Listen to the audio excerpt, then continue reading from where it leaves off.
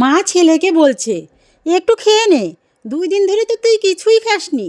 মায়ের অসহায় কণ্ঠস্বর ছেলের কাছে আরতি জানাচ্ছে। দেখো মা, আমি তো বলেছিলাম দ্বাদশ শ্রেণীর পরীক্ষার পরে সেকেন্ড হ্যান্ড বাইক চাই। বাবা প্রতিশ্রুতি দিয়েছিলেন। আজ আমার শেষ পরীক্ষা, তুমি দিদিকে বলে দিও আমি পরীক্ষা কেন্দ্র থেকে বেরোতেই যেন টাকা নিয়ে বাহিরে দাঁড়িয়ে থাকে। আমার বন্ধুর পুরনো বাইক আজই নিতে হবে। আর হ্যাঁ, যদি দিদি টাকা নিয়ে না আসে আমি আর বাড়ি ফিরবো না কিন্তু। এক গরিব পরিবারের একমাত্র ছেলের জেদ এবং অসহায় মায়ের লড়াই যেন মুখোমুখি দাঁড়িয়ে।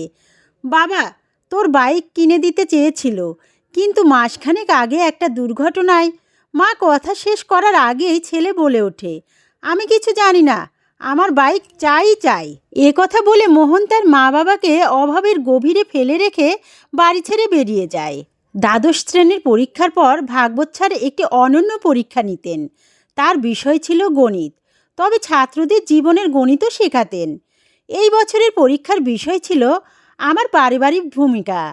মোহন পরীক্ষার হলে ঢুকে প্রথম প্রশ্ন পড়ল, আপনার পরিবারের প্রত্যেককে দিনে কত ঘন্টা কাজ করেন? বিশদে লিখুন। মোহন লিখতে শুরু করল।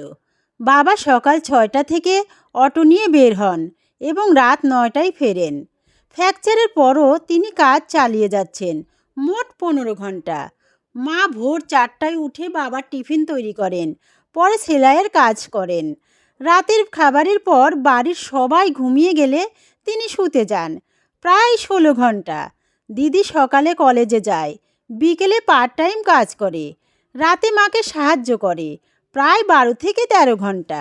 আমি সকালে উঠে স্কুলে যাই, দুপুরে খেয়ে ঘুমাই, সন্ধ্যায় বন্ধুদের সঙ্গে গল্প করি, রাতে পড়াশোনা করি, প্রায় 10 ঘন্টা।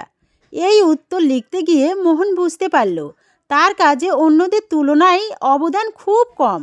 এরপর 2 নম্বর প্রশ্ন পড়ল, মাসে পরিবারের মোট আয় কত? উত্তর লিখতে গিয়ে মোহন লিখল, বাবার 10,000 টাকা, মা ও দিদির 5,000, মোট 15,000। 3 নম্বর প্রশ্ন হলো, আপনার মোবাইল রিচার্জ প্ল্যান, পছন্দের 3টি সিরিয়ালের নাম এবং শহরের সিনেমা হলের নাম লিখুন। এ প্রশ্নের উত্তরে সহজেই লিখল মোহন। 4 নম্বর প্রশ্ন হলো, 1 কেজি আলু, ভিন্ডি, চাল, গম এবং তেলের দাম লিখুন। আপনার বাড়ির গম পিষতে যে আটা মিলে যান তার নাম ও ঠিকানা লিখুন। মোহন থেমে গেল। সে বুঝল পরিবারের দৈনন্দিন প্রয়োজনীয় জিনিসের বিষয়ে তার কোনো ধারণাই নেই। 5 নম্বর প্রশ্ন হলো, বাড়িতে কখনো খাবার নিয়ে বিরক্তি প্রকাশ করেছেন? উত্তরে মোহন লিখল, হ্যাঁ, আলু ছাড়া অন্য তরকারি হলে আমি রাগ করি এবং খাওয়া ছেড়ে উঠে যাই। মোহনের মনে পড়ল মায়ের গ্যাসের কষ্টের কথা, যা সে অবজ্ঞা করত। তার জেদের কারণে পরিবার কতটা কষ্ট পায় আজ সে বুঝল।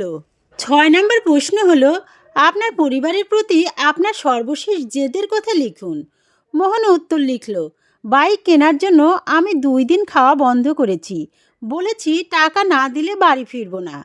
পরবর্তী প্রশ্নের উত্তর লিখতে গিয়ে মোহনের চোখ ভিজে গেল। তার মধ্যে ধীরে ধীরে পরিবর্তন আসতে লাগলো। এরপর 10 নম্বর প্রশ্ন হলো, এই ছুটিতে কিভাবে পরিবারের দায়িত্ব পালন করবেন? এই প্রশ্নে তার কলম থেমে গেল। উত্তর না লিখে সে ভাবল এ প্রশ্নের উত্তর তাকে জীবনে প্রয়োগ করতে হবে। এখন বাস্তবের পরীক্ষা। পরীক্ষা শেষে দিদি বাহিরের গেটে দাঁড়িয়ে, এই নে 8,000 টাকা, মাকে বলেছিস বাইক না পেলে বাড়ি ফিরবি না, তাই মা বাবা মিলে 8,000 টাকা জোগাড় করেছেন। মোহন বলল, কোথা থেকে এই টাকা এলো? দিদি উত্তর দিল, আমার আগাম বেতন, মায়ের সেলাইয়ের কাজ থেকে ধার আর পকেট মানির জমানো টাকা থেকে। বন্ধু বাইক নিয়ে হাজির হলো। মোহন বাইকের দিকে তাকালো এবং বলল, দোস্ত, বাইক অন্যকে দিয়ে দে, এখন আমার দরকার নেই। মোহনের ভিতর পরিবর্তন এলো। বাড়ি ফিরে মা বাবাকে বলল, সরি মা, এখন থেকে বাবা অটো চালাবেন না, আমি চালাবো, আর আজ রাতে সবাই মিলে পছন্দের খাবার খাবো। মায়ের চোখ ভিজে গেল। ভাগবত স্যার বাড়িতে ঢুকে বললেন, মোহন, তুমি পরীক্ষায় সবার আগে, জীবনের সবচেয়ে গুরুত্বপূর্ণ পাঠ আজ তুমি শিখলে।